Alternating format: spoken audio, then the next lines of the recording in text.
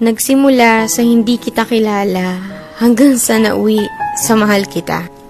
Parang kailan lang pa-scroll-scroll ka pa sa social media, lalo na pag boring ka. Yung tipong tamang like at shared post lang pinagkakalibangan mo.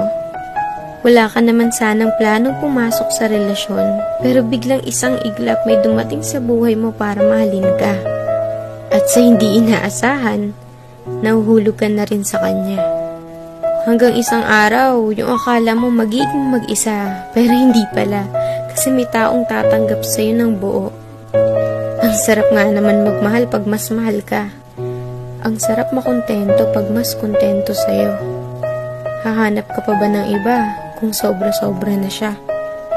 Kaya nga sana wala na lang niloloko para wala na lang nasasaktan.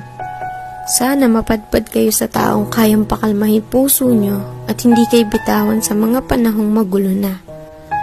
Kasi sa totoo lang, iba yung saya pag nasa tamang tao ka na.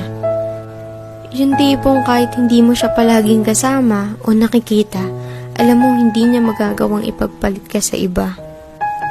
Kasi una pa lang, ikaw lang talaga nag-iisa sa buhay niya. Nagsimula sa hindi kita kilala hanggang sa nauwi sa mahal kita. Parang kailan lang pa-scroll-scroll ka pa sa social media, lalo na pag boring ka. Yung tipong tamang like at shared post lang pinagkakalibangan mo. Wala ka naman sanang planong pumasok sa relasyon, pero biglang isang iglap may dumating sa buhay mo para mahalin ka.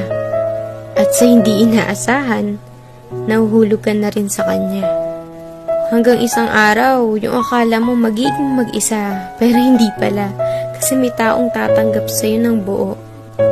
Ang sarap nga naman magmahal pag mas mahal ka. Ang sarap makontento pag mas kontento sa'yo. Hahanap ka pa ba ng iba kung sobra-sobra na siya? Kaya nga sana wala na lang niloloko para wala na lang nasasaktan. Sana mapadpad kayo sa taong kayang pakalmahin puso nyo at hindi kayo bitawan sa mga panahong magulo na. Kasi sa totoo lang, iba yung saya pag nasa tamang tao ka na. Yung tipong kahit hindi mo siya palaging kasama o nakikita, alam mo hindi niya magagawang ipagpalit ka sa iba. Kasi una pa lang, ikaw lang talaga nag-iisa sa buhay niya. Nagsimula sa hindi kita kilala hanggang sa nauwi sa mahal kita. Parang kailan lang pa-scroll-scroll ka pa sa social media, lalo na pag boring ka. Yung tipong tamang like at shared post lang pinagkakalibangan mo. Wala ka naman sanang planong pumasok sa relasyon, pero biglang isang iglap may dumating sa buhay mo para mahalin ka. At sa hindi inaasahan, nahuhulog ka na rin sa kanya.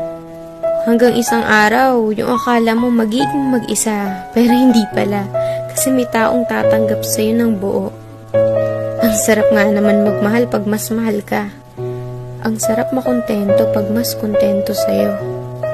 Hahanap ka pa ba ng iba kung sobra-sobra na siya? Kaya nga sana wala na lang niloloko